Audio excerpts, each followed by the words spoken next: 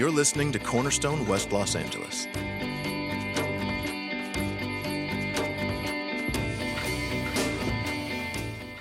John chapter 11.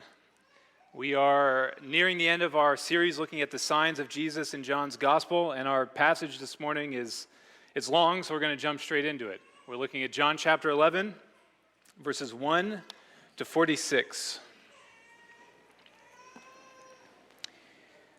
Now a certain man was ill, Lazarus of Bethany, the village of Mary and her sister Martha. It was Mary who anointed the Lord with ointment and wiped his feet with her hair, whose brother Lazarus was ill. So the sisters sent to him, saying, Lord, he whom you love is ill. But when Jesus heard it, he said, This illness does not lead to death. It is for the glory of God, so that the Son of God may be glorified through it. Now Jesus loved Martha and her sister and Lazarus. So, when he heard that Lazarus was ill, he stayed 2 days longer in the place where he was. Then after this, he said to the disciples, Let us go to Judea again. The disciples said to him, Rabbi, the Jews were just now seeking to stone you, and you are going there again? Jesus answered, Are there not 12 hours in the day? If anyone walks in the day, he does not stumble, because he sees the light of this world. But if anyone walks in the night, he stumbles, because the light is not in him. After saying these things, he said to them, Our friend Lazarus has fallen asleep, but I go to awaken him. The disciples said to him, Lord, if he's fallen asleep, he will recover. Now Jesus had spoken of his death, but they thought that he meant taking rest and sleep. Then Jesus told them plainly, Lazarus has died, and for your sake I am glad that I was not there, so that you may believe. But let us go to him. So Thomas, called the twin, said to his fellow disciples, Let us also go, that we may die with him. Now when Jesus came, he found that Lazarus had already been in the tomb 4 days. Bethany was near Jerusalem, about 2 miles off, and many of the Jews had come to Martha and Mary to console them concerning their brother. So when Martha heard that Jesus was coming, she went and met him, but Mary remained seated in the house. Martha said to Jesus, Lord, if you had been here, my brother would not have died. But even now, I know that whatever you ask from God, God will give you. Jesus said to her, Your brother will rise again. Martha said to him, I know that he will rise again in the resurrection on the last day. Jesus said to her, I am the resurrection and the life. Whoever believes in me, though he die, yet shall he live. And everyone who lives and believes in me shall never die. Do you believe this? She said to him, Yes, Lord. I believe that you are the Christ, the Son of God, who is coming into the world. When she had said this, she went and called her sister Mary, saying in private, The teacher is here and is calling for you. And when she heard it, she rose quickly and went to him. Now Jesus had not yet come into the village, but was still in the place where Martha had met him. When the Jews who were with her in the house, consoling her, saw Mary rise quickly and go out, they followed her, supposing that she was going to the tomb to weep there. Now when Mary came to where Jesus was and saw him, she fell at his feet, saying to him, Lord, if you had been here, my brother would not have died. When Jesus saw her weeping, and the Jews who had come with her also weeping, he was deeply moved in his spirit and greatly troubled. And he said, Where have you laid him? They said to him, Lord, come and see. Jesus wept. So the Jews said, See how he loved him. But some of them said, Could not he who opened the eyes of the blind man also have kept this man from dying? Then Jesus, deeply moved again, came to the tomb. It was a cave, and a stone lay against it. Jesus said, Take away the stone. Martha, the sister of the dead man, said to him, Lord, by this time there will be an odor, for he has been dead 4 days. Jesus said to her, Did I not tell you that if you believe, you would see the glory of God? So they took away the stone, and Jesus lifted up his eyes and said, Father, I thank you that you have heard me. I knew that you always hear me, but I said this on account of the people standing around, that they may believe that you sent me. When he had said these things, he cried out with a loud voice, Lazarus, come out! The man who had died came out, his hands and feet bound with linen strips, and his face wrapped with a cloth. Jesus said to them, Unbind him and let him go. Many of the Jews, therefore, who had come with Mary and had seen what he did, believed in him, but some of them went to the Pharisees and told them what Jesus had done. This is the word of the Lord. Now, as I mentioned already, we're nearing the end of our series. We're nearing the end of John's recorded miracles of Jesus. And Jesus here is nearing the end of his public ministry. Shortly after this account, he's going to conclude his ministry as he prepares himself and his disciples for the cross. And as we've looked through all these different signs, they've been revealing who Jesus is to us. And in many ways, the various signs, the various accounts of the signs, they kind of all come together in this story. The strands of each of them are sort of woven in. The first sign took place at a wedding. This one takes place at a funeral.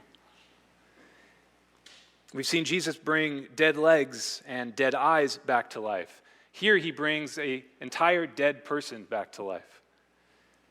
We've seen his power over creation, in water turned into wine, in loaves multiplied, on a stormy sea. Here we see him with the power to grant life itself to his creation. He has shown us who he is, and it's time to respond. The signs have been pointing us to him, but here it's pointing us forward. It's calling us to do more than just see who he is, but to follow him because of who he is. Jesus, we will see, actually becomes angry over the reluctance of his followers to do so. This sign is a call to you to put your trust in Jesus finally and concretely.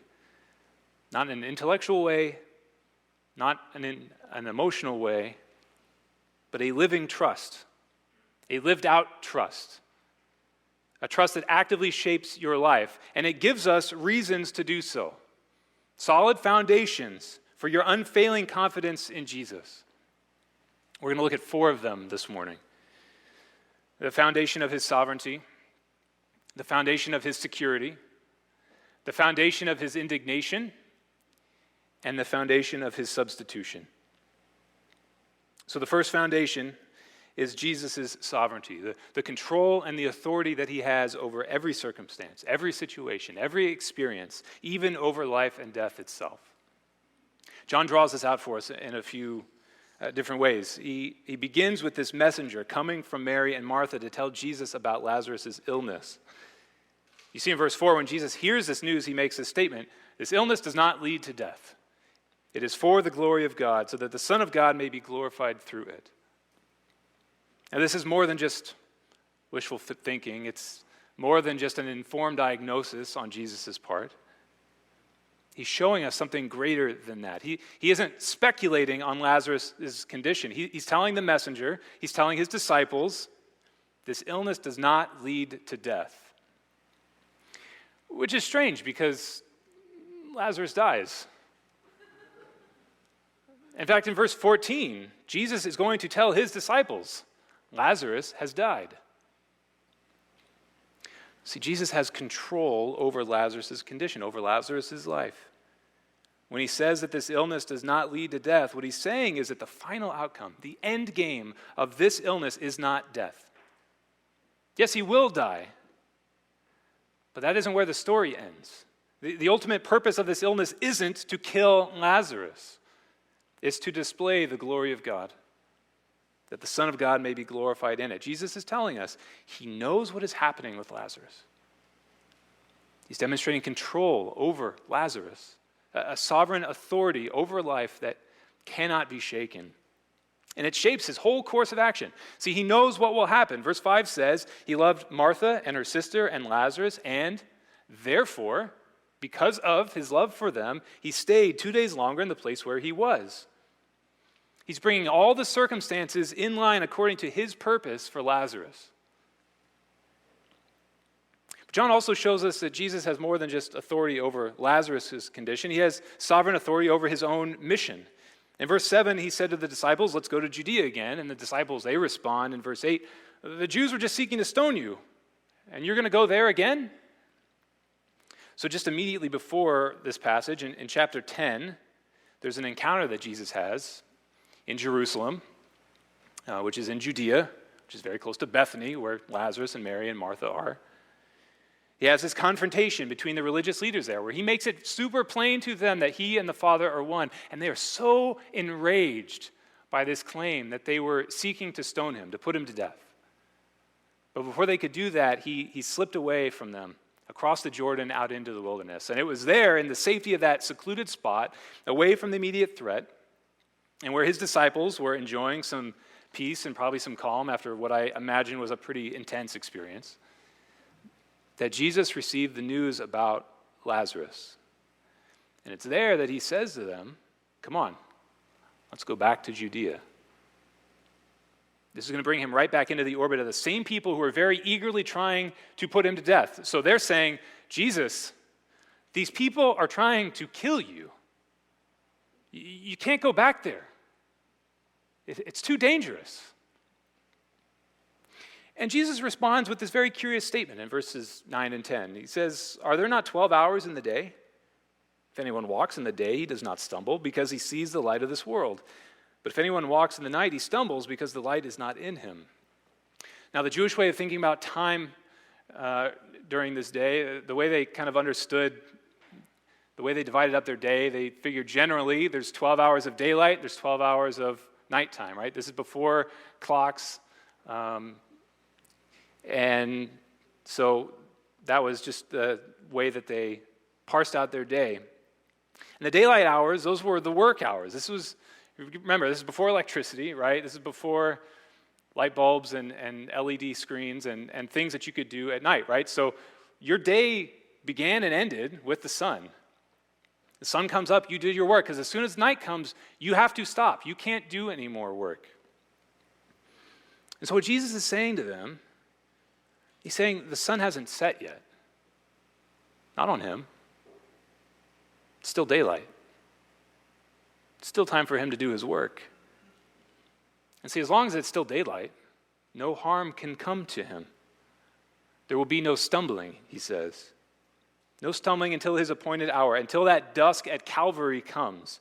No one can touch him. No one can harm him. No one can do anything to him at all. And no one can do anything to his disciples either. See, his sovereign power over all things means that for his disciples, like you and me, there is a set time for you to do the work that God has appointed to you. And no matter what it is, how seemingly scary or dangerous it may appear to be, until God brings the daylight of your mission to a close, not one hair on your head can be touched. Nothing can happen to you apart from his purpose for you. This is Jesus' control. And it's one that he didn't just talk about, but he lived it out. You know, it's popular to talk about the sovereignty of God. In seminary, it was really popular to talk about the sovereignty of God, right? It's an intellectually stimulating and challenging doctrine, right? But Jesus isn't only concerned about our thinking, like we heard about from Scott last week. He wants us to do, and he's setting the example. He won't simply give lip service to the sovereign power of God. He will live in it. He will act like it's a real thing because it is. And so he'll go. And then just one last thing we could say about his sovereignty is that he has sovereign control over his disciples' faith. As this opening section it keeps going, there's this back and forth that takes place between Jesus and the disciples, right? He tells them Lazarus has fallen asleep. We need to go wake him up. They don't understand. They know he's sick. They heard the messenger. If he's sleeping, seems like a pretty reasonable thing for somebody who's sick to do, right? Like, let him sleep. He'll wake up. Why do we need to go into harm's way to wake up a sleeping sick guy? Jesus tells them, look, he's dead, right? Lazarus has died. And for your sake, he says in verse 15, I am glad that I was not there, so that you may believe. Jesus has orchestrated this whole encounter to bring glory to God, that he himself may be glorified through it, with one outcome being that these disciples may believe. He's the one who gives us faith. He's the one who strengthens our faith. He is himself the ground and object of our faith. He's showing us here. And so that's the first foundation for unwavering trust in Jesus, his sovereignty. And I think we could stop there. He's just told us everything that is happening, everything that will happen. All we have to do is read through the rest of the passage and see that he's absolutely right. To find all the evidence that we need that he deserves your trust. But I still have 3 points. So, the second foundation is the security of Jesus. Jesus and the disciples, they go to Bethany, and they find Lazarus dead and in the tomb already for 4 days. A number of Jews have come to mourn with Mary and Martha. It was customary at this time for the women in a family to enter into sort of an official time of mourning, and very common for people in the community to come and sit and join them in their grief for the first week or so after the death of a family member. And so there's a crowd of Jews that have come from Jerusalem, and probably some of them were involved in the confrontation from chapter 10. So as Jesus comes, Martha hears he's on his way. She goes out to meet him. Martha, I think, gets a very bad rap. Because as we read here, we see Martha she at least articulates a great faith in Jesus. Verse 21, if you had been here, my brother would not have died. This illness that led to his death, she knows if Jesus were here, it would not have happened. Jesus could stop it. But she continues in verse 22, even now I know that whatever you ask from God, God will give you. Even in the midst of the grief and the horrible situation she finds herself in, she knows that Jesus can enter in and console her in a uniquely powerful way, as he sees fit. There's a willingness here to accept her plan for her. Now, Jesus responds to her, your brother will rise again. And it's here, particularly, that Martha gets treated unfairly. A lot of scholars, commentators, pastors, preachers, they look at this passage and they say, Martha should have known what was going to happen. She should believe that Jesus was going to raise her brother from the dead that day. I think that's kind of unfair to Martha because it's just not treating this like the real world. I mean, we have the benefit of this story in its entirety. She's living it out moment by moment, and yet how many of us have ever expected the Lord to raise one of our loved ones from the dead? Do you think he's not able to? When I was growing up, my childhood pastor, his sister and brother-in-law, they were missionaries in East Africa. They had 3 teenage sons. The middle son suffered from asthma, and one night during a really traumatic asthma attack, his father was racing him, trying to get him to the hospital to get treatment. He had to stop multiple times on the way to resuscitate his son who had stopped breathing from the asthma attack. And in the end, his efforts failed. Their 16-year-old son died. And it happens that this took place in the early hours of Easter Sunday morning. And I remember sitting in the service as my pastor told us about what had happened. And our church, we knew this family. I mean, we had a relationship with this family. We were devastated for this family. And as my pastor told us this story, told us what had happened, he also shared with us how his own son, who was 5 or 6 at the time, when they told him that his cousin had died, he asked, is God going to raise him from the dead too?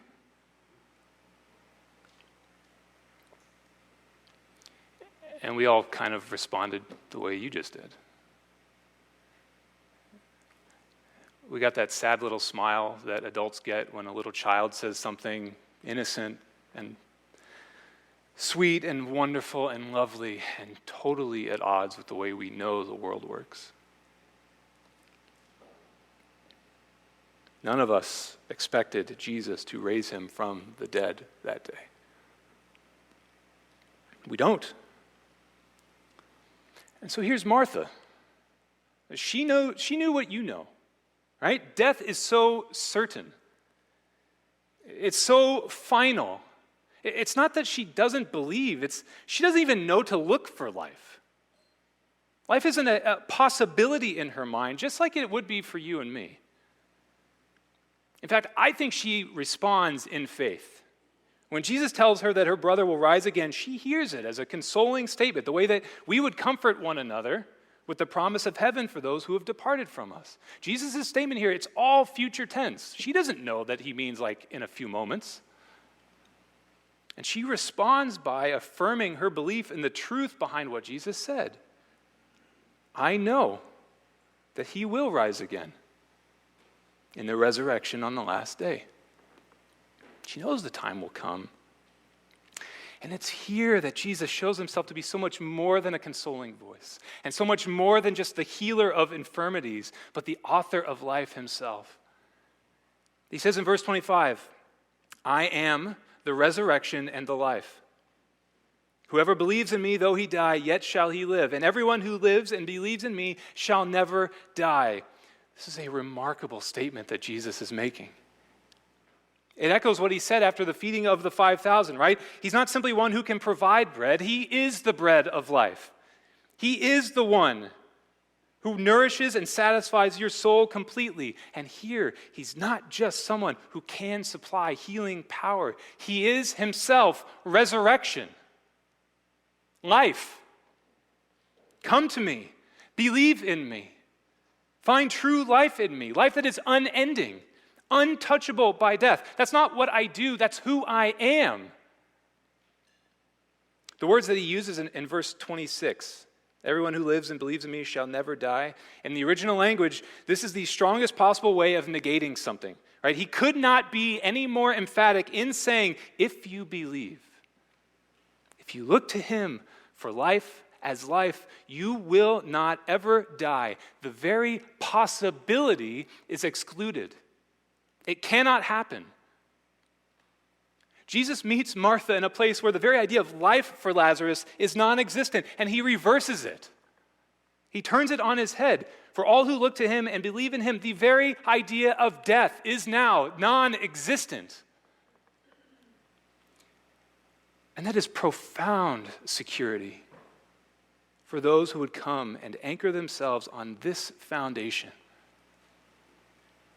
I am the resurrection and the life. I eliminate the very idea of death for you.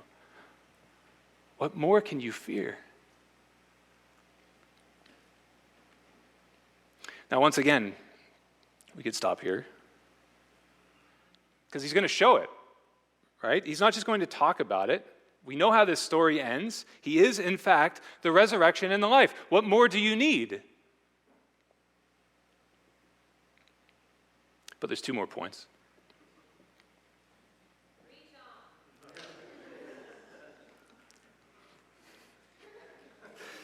Our third foundation for confident trust in Jesus is his indignation. So after this conversation with Martha, Martha returns back into the village. She goes and she finds her sister, Mary, tells her that Jesus wants to see her. Mary gets up and she goes quickly.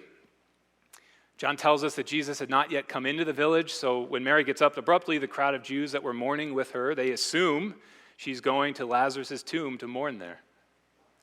So they follow her out. And this is going to become significant later on when it's not just Mary and Martha and Jesus at the tomb, but a crowd of onlookers as well. Now Mary comes and she falls at Jesus' feet and she says, Lord, if you had been here, my brother would not have died.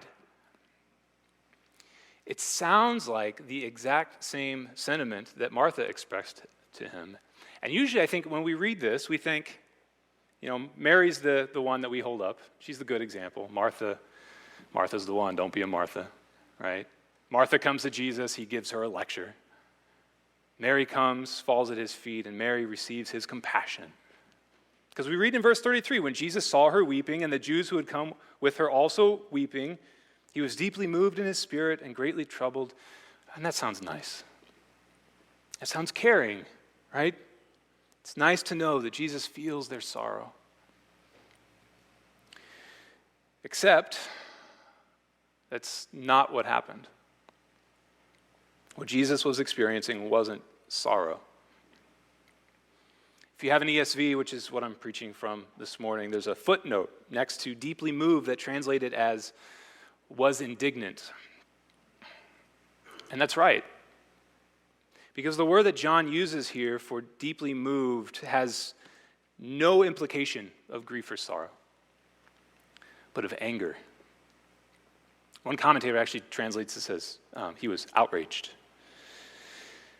See, Jesus came to Lazarus here in the last sign of his public ministry with all that he had done. He had told his disciples what he was about to do. He told Martha what he was going to do. He's demonstrated his power and his authority and his identity through all of these signs. And yet still, when Jesus comes, they fall at his feet wailing uncontrollably. The resurrection and the life in their midst. And it's not a cause for celebration or relief. They question him. If you had been here, my brother would not have died. That's the difference between Martha and Mary's statement to Jesus. Mary emphasizes her possession. She's focused on what she's lost, what's been taken away from her. The resurrection and life is standing right in front of her. And that's where her focus is. They scoff at him in verse 37. Could not he who opened the eyes of the blind man have kept this man from dying? Of course he could. He didn't even need to be there. He's already demonstrated that as well. And Jesus is indignant. He's angered by the scene. Angered by death, the presence of death? Sure. Angered by the presence of sorrow? Absolutely. Angered by unbelief? Definitely. Now, we don't usually find cause for confidence or security with angry people. All right, so how is his response here a foundation for confident trust in him? Because it shows us what Jesus thinks is the right response to him. You can think of it like this. Have you ever had someone relate to you or act in a way that didn't really make sense based on your relationship with that person? A couple of years ago, I had a coworker. We were working on a project together, and he was becoming increasingly hostile and irritable towards me, and I couldn't really figure out why. And so when I finally confronted him about it, he shared that he had become convinced that at a previous time when him and I had first started working together, that I had purposefully and maliciously cut him out of some important decision-making. Decisions that he didn't agree with, and decisions, as it turned out, that he was now stuck holding the bag in his daily job, and it was making his job much harder than he thought that it should be. And this belief was adversely affecting the way that he was treating me. And I got angry with him. Because at this point, we had been working together for a few years. I felt like we'd gotten to know each other pretty well. I didn't understand, after all of those years, how could you look back on some previous experience and accuse me of behaving in such an underhanded way? I got angry because I thought he should know me by now. I mean, maybe he didn't know me well enough then, right? But haven't I shown you the kind of person that I am? Don't you know me better than that? Based on our relationship, how could you accuse me of something like this? We get angry in situations like that because it seems like people don't know us right. And that's why Jesus is angered here. They're not relating to him based on who he is and what he's done. And see, we can become angry with all kinds of mixed righteousness. When it pertains to ourselves, our anger is seldom righteous. I had my share of repentance in that encounter with my coworker. But Jesus, his anger is always righteous. It's always appropriate. And it shows us how inappropriate it is to despair in his presence. And don't misunderstand, right? It's not that he doesn't care. It's not that he doesn't have compassion. I think one of the most comforting verses in the entire Bible is the shortest one, right there in verse 35. Jesus wept. He sheds tears, but see, it's different. It's not the kind of weeping that Mary and the Jews were doing. He doesn't wail uncontrollably like they do. He's grieving, yes, but not as one without hope. He feels your sorrow. It's present here. But don't let your sorrow become bigger in your heart than he is. Bring it to Jesus to find hope in what he will do. And I suppose, again, we could stop here. Jesus is going to demonstrate how completely valid his indignation is. It's a great foundation for confident trust in him. He expects it from you. And he's angered by unbelief because it robs you of all that he's promised to be for you. One more point. The fourth foundation for confident trust in Jesus. It's his substitution. Jesus goes to the tomb, tells them to take away the stone. Martha intervenes. She protests, Lord, he's been dead 4 days. There's going to be an odor. Literally, Lord, he stinks. Jesus responds, did I not tell you that if you believed, you would see the glory of God? So they take away the stone. Jesus prays, gives thanks to his Father who hears him, saying this not on his own account, but for those around them, that they may believe that you sent me. And in a loud voice, he cries out, Lazarus, come out. He doesn't even use verbs. It's just, here, out. With that kind of authority. And the dead man comes out, bound in linens, his face wrapped in a cloth. Jesus tells them to unbind him and let him go. And that crowd of Jews who came with Mary, they became unwitting witnesses to his glory. Participants with him as they unwrapped Lazarus. And many of them believed in him. But some went to the Pharisees and told them what Jesus had done. There are so many little details that John packs into just this section of this story that's pointing to something astounding. So Lazarus is buried in a tomb. John tells us it's a cave and a stone lay against it. We know what that sounds like. Jesus tells them to roll the stone away, and he calls Lazarus out. He empties Lazarus' tomb. And in a short while, he will step into a tomb just like this one. He will take Lazarus' place in the tomb. Martha protests, it's been 4 days. This is actually the second time that John makes a point of telling us Lazarus has been dead 4 days. This detail isn't just marking the passage of time. It's not even telling us about the state of decomposition that he would be in. At this time, there was a belief among the people that when a person died, that their spirit sort of left their body but hovered just kind of around it, looking for a way to get back in, trying to get back into the body. But on the third day, the body was locked up. The spirit was shut out, and at that point, the spirit would depart. And so John makes a point of telling us that it's been 3 days plus 1, right? 4 days. So that it will be unmistakable that Lazarus would not be resuscitated on his own, but by the power of Jesus. And it causes us to think forward. And remember that on the third day, Jesus' spirit would not be locked out of his body forever, but it would return. And he wouldn't need anyone to roll the stone away for him. And he will come out, the resurrection and the life, taking Lazarus' place, totally unhindered by Lazarus' death and securing Lazarus' new life. And he prays here. He prays that the people around him would believe that the Father sent him.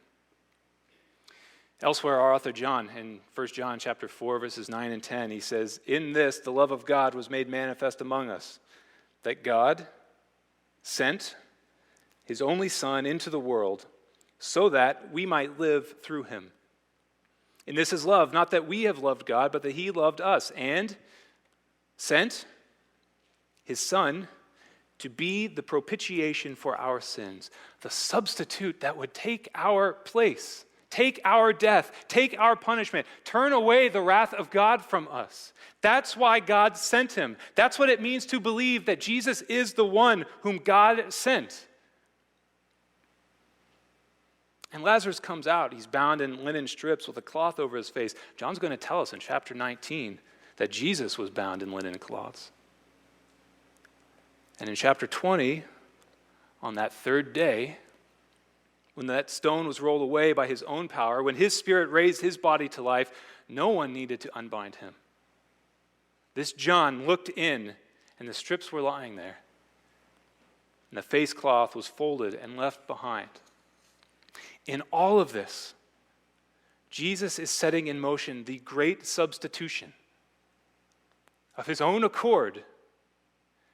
Because those Jews that followed Mary, some of them believed, but others went and told the Pharisees. And if we were to turn the page and keep reading, we find this is the last straw.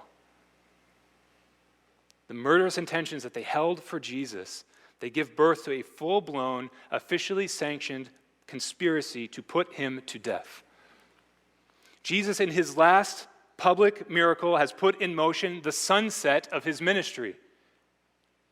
They can't touch him while it's still daytime, but the night is coming. And he's not a victim of the night. He brings on the night, here by his own actions, to take the place of not just Lazarus, but you. And let me just point out one more thing.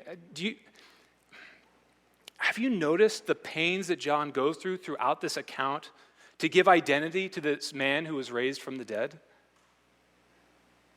Over and over and over, he calls Lazarus by name. He identifies him by his relations to his sisters. He calls him our friend. Here in the last sign that John records is the first time that any of the beneficiaries of his signs is named, right? The bridegroom at Cana, he wasn't named. The boy with the loaves, he wasn't named. The paralytic at the pool, he wasn't named. The blind man, he wasn't named. Lazarus is named. Because Jesus' substitution, Jesus' power to take the place of death and raise to life is not some vague general power that he has. It's incredibly personal. Lazarus, come out. He calls you by name. Zach Nix, come out. Chris, come out. Ashley, come out. I'm taking your place. Does he have to do this? No. He chose to do it. That's why his Father sent him, and it's why he rightly deserves your unwavering trust in him. This sign points us forward to his death and his resurrection, and see if the resurrection is real, it absolutely changes everything. So, hear from the last sign of Jesus' public ministry before he goes to trial and the cross and the tomb, you're given 4 solid foundations for your confident trust in Jesus. We could draw out 100 foundations from these signs that John has recorded for us, but you don't need 100. He's calling you out by name, and it's time to respond, to put your trust in him. This isn't a call to think or feel a certain way about Jesus. It may begin there, but it does not end there. Putting your trust in him means acting out that trust. And you notice everyone in this story, they're all hedging their bets with Jesus. One way or another, some intentionally, some unintentionally. The disciples, they've left everything to follow him, but they're not quite sure it's the best idea to go back to Judea. Thomas is willing to go, but he's certain it's to his death. Martha expresses great faith in his power and purposes, but she can't fit his resurrection plan for Lazarus into her categories of what's possible. Mary can't seem to find any comfort in Jesus' presence over the loss of her brother. The crowd grows skeptical over Jesus' power and concern for Lazarus. Mary protests when Jesus calls for the stone to be removed. Everyone, whether they realize it or not, are trying to fit Jesus' activity into their own purposes, into their own ideas of what can happen. But Jesus is about something bigger than they can see, more important, more profound, more astounding, eternally significant. Don't try to squeeze him into what you think is possible. Respond in confident trust in who he is by orienting the activity of your life around him. Follow after him boldly, because that's what confident trust looks like. For some of you, this is going to mean putting your trust in him for the first time. Turning from your rebellion and embracing him as Lord and Savior. He is the resurrection and the life. That is his mission. He's offering you life, true life, ready and able to pull you out of the death that you find yourself steeped in this morning. For some of you, this might mean making changes that you've been avoiding. Maybe it's career, maybe it's location, maybe it's a relationship. I know it can be scary. You can't see what's on the other side of that turn in the road. But the sun hasn't set yet. He's shown himself to be trustworthy. You will not stumble if you go where he's calling. For some of you, this might mean engaging with someone you've avoided. Or maybe it's re-engaging with someone that has grown distant. Pursuing someone for the sake of the gospel, or maybe seeking reconciliation with someone, maybe a relationship that soured so badly you just want to say, Lord, it stinks. But he is the resurrection and the life. He's on a mission to make all things new, to make all things right. Don't let your lack of imagination limit what he can do and is calling you to join him in doing. What might it be for you this morning? The resurrection and the life. He's calling you out by name, calling you to himself. Let's pray. Thank you for listening to Cornerstone West Los Angeles. For more information, please visit us on the web at cornerstonewla.org.